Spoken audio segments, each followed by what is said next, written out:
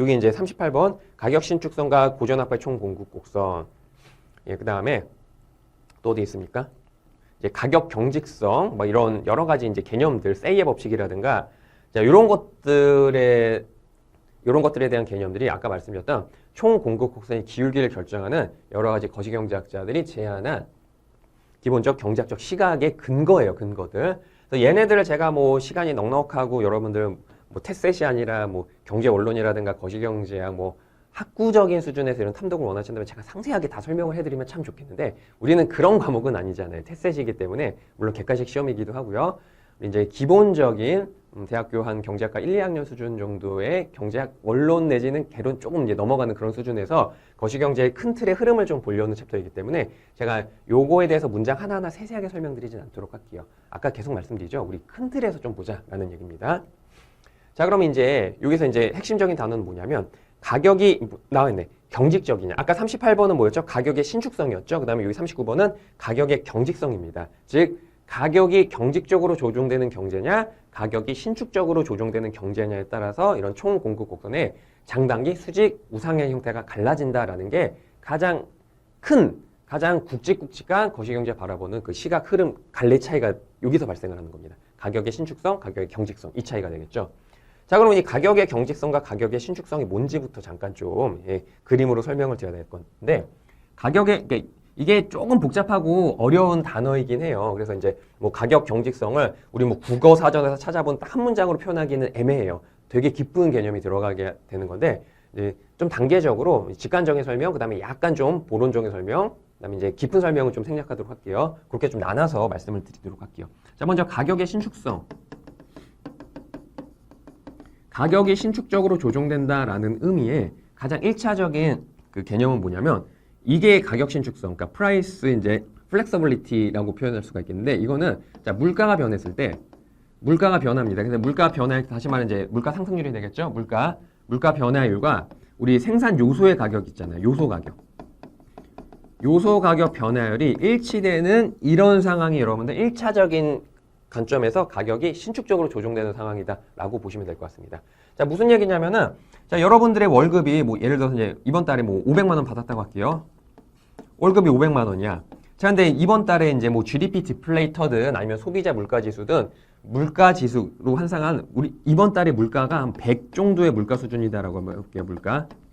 이번 달에 물가는 한 100 정도 수준인데 내 월급이 500만 원 정도 찍혔다라고 한번 가정을 해볼게요.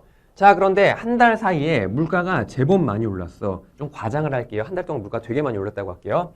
물가는 여러분들 120으로 올랐습니다. 물가 지수가 한 달 사이에 100에서 120이에요. 여러분, 근데 한 달 사이에 물가가 20% 상승한 거잖아요. 20%. 이건 진짜 살인적인 물가 상승률이거든요. 근데 좀 과장 섞어서 여러분 이해하기 편하라고 수치를 조금 과장을 해볼게요. 자, 한 달 사이에 물가가 이렇게 100에서 120으로 20% 상승했습니다. 근데 여러분들의 이 월급은요, 얼마 올랐냐면 꼴랑 얼마? 예, 110만 원.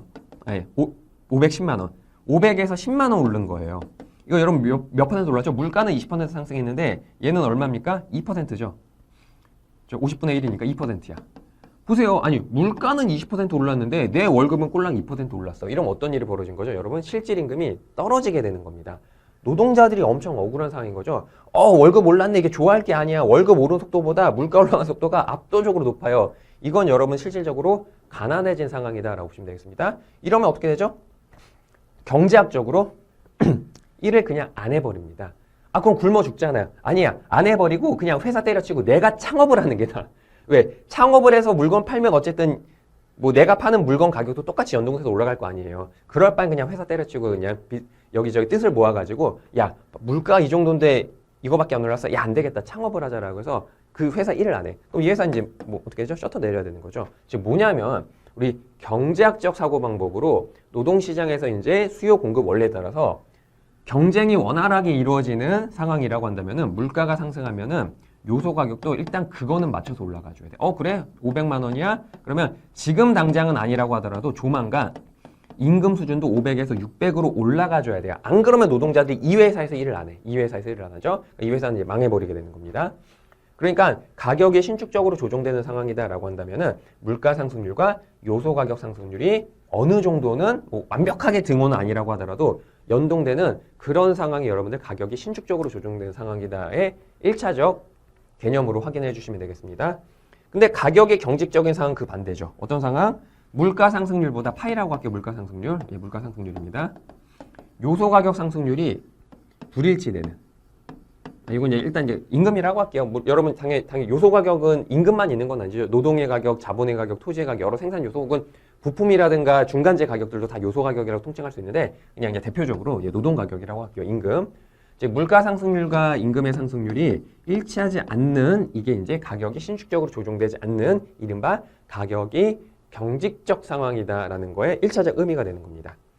그러면 이런 일이 벌어지게 된다면 이제 어떤 일이 벌어지냐면 자, 먼저 이제 여기는 여러분 좀 어렵습니다. 여기서부터는 제가 이제 계략적으로 그래프적으로는 좀 설명을 드려야 될 파트인데 그림으로만 대강의 흐름을 좀 이해를 해주시고 세세한 건 그냥 넘어가 주시기 바라겠어요. 자, 먼저 가격이 신축적으로 조정되는 상황에서 우리 사장님들의 행동 양식을 좀 보도록 할게요. 잠깐 미시경제학에서 잠깐 생각하셨던 미시경제 파트 내용 복습 한번 해보도록 할게요. 자, 우리 사장님의 생산량이 이거고요. 자, 우리 사장님이 파는 제품 가격 이렇게 세로 쭉 좀 내보도록 하겠습니다. 자, 내가 이제 사장님이야. 내가 파는 제품 가격 P1으로 결정됐다고 해볼게요. 자, 그런데 내가 직면하고 있는 한계 비용은 이렇게 빨간색이에요. 여러분 여기서 이윤극대화 포지션 어디죠? 여기죠, 여기. 자, 그래서 어떻게 됩니까? 예, Q1. 다시 말하면 P1의 가격인데 우리 사장님이 직면한 한계 비용은 여기 MC1이다라고 한다면 여러분 이 빨간색인 Q1에서 우리 사장님은 이윤극대와 생산량을 결정하고 그거에 맞춰서 노동을 고용할 거다라는 얘기입니다.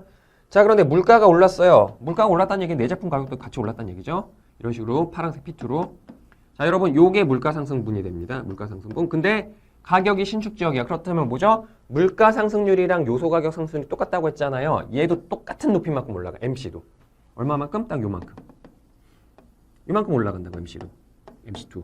자, 그러니까 어떻게 되죠? 어제는 요 빨간색 지점이 우리 사장님이 이윤극대화 산출량 지점. 오늘은 요 파란색 점이 우리 사장님의 이윤극대화 산출량 지점이죠. 즉 가격의 신축적인 상황에서는요. 가격 올라간 거랑 한계 비용 올라간 게 똑같기 때문에 우리 사장님의 이윤극대화 산출량은 어제랑 불변이다라는 얘기입니다. 미시적으로는 그래요.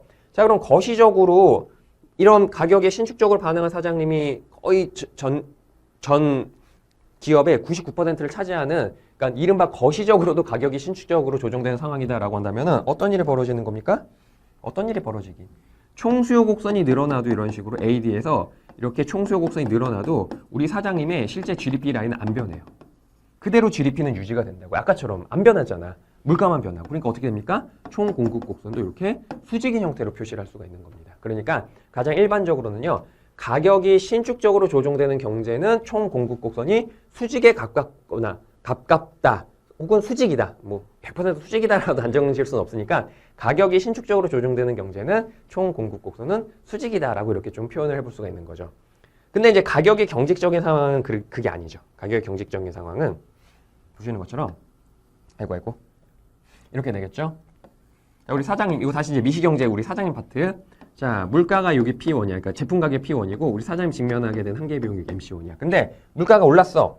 당연히 제품 가격도 같이 올라가겠죠. 이런 식으로 최종재 얘가 올라갔는데 MC가 요 높이만큼 안 올라가요. 얘보다 조금 올라가. 그래서 MC는 뭐 아예 안 올라갈 수도 있고요. 아예 안 올라가거나 아니면은 얘 파란색 높이만큼 못 올라가. 한 요 정도까지밖에 못 올라가. 여기 초록색까지밖에. MC2. 자, 그럼 이때 우리 사장님의 뭐죠? 생산량, 이윤극대화 생산량 지점은 어제는 여기였잖아요. 어제는 여기 Q1인데 자, 이렇게 가격 올라간 이 파란색 화살표만큼 MC가 못 올라가게 되는 이른바 가격이 경직적으로 조정되는 상황에서 우리 사장님의 둘째 날의 생산량은 보세요. 어떻게 되죠? 네, 이렇게 Q2로 늘어난다고. 아까 가격이 신축적으로 조정된 상황에서는 뭐죠? 물가가 상승했을 때 우리 사장님의 생산량은 안 늘어났고 그 지점을 그대로 유지했어요. 근데 이 경우에는 늘어나게 되는 거 확인할 수가 있겠죠? 그러니까 거시경제 전체적으로도요. 이런 식으로 가격이 경직적으로 반응하는 경제 주체가 많으면 많을수록 어떻게 되는 겁니까? 총수요가 늘었어 이런 식으로. 그런데 어제는 여기서 생산을 하던 게 뭐 조금이나마 이렇게 생산량이 늘어나더라라는 거예요. Y1이라고 해야지 이제 거시니까. 그러니까 어떻게 됩니까? 이 거시경제 총 공급 곡선은 보세요. 수직이 아닌 양의 기울기로 드러나게 되는 걸 그림으로 확인해 볼 수가 있겠죠. 자, 이거는 되게 단순하고 직관적으로 설명드리는 거예요. 물론 원리는 이거 맞습니다. 원리는 맞는데 이제 약간 이제 중급 이상의 거시경제학에 들어가려면 이런 이제 하나하나 상세하게 다 뜯어서 이제 논리에 우리는 지금 이제 퍼즐을 맞춘다고 했을 때는 이제 큰 틀에서 이제 큰 그림들만 맞추는 거예요. 그러니까 이걸 세세하게 논리적으로 완성시키려면 우리 자잘한 이제 퍼즐 조각들을 다 깨 맞춰야 되는데 테스트 난이도는 거기까지는 안 들어가니까 여러분 큰 틀에서 이 정도만 좀 봐주시면 될 것 같습니다.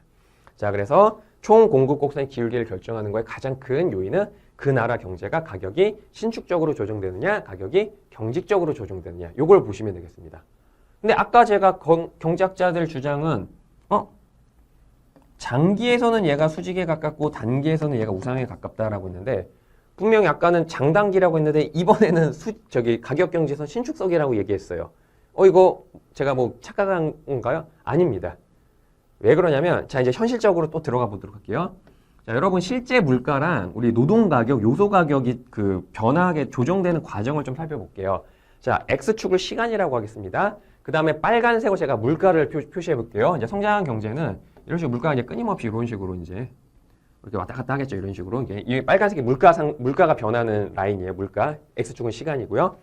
자, 근데 여러분 현실적으로 우리 노동 가격, 그러니까 요소 가격이죠. 임금이라든가 아니면은 그 은행에서 이자를 빌렸을 때의 그 자본의 기회비용이라고 볼 수 있는 이자율이라든가 아니면은 뭐 임대 가격, 아니면 부품 가격, 하청업체들이 납품할 때 납품 가격 단가 계약 체결할 때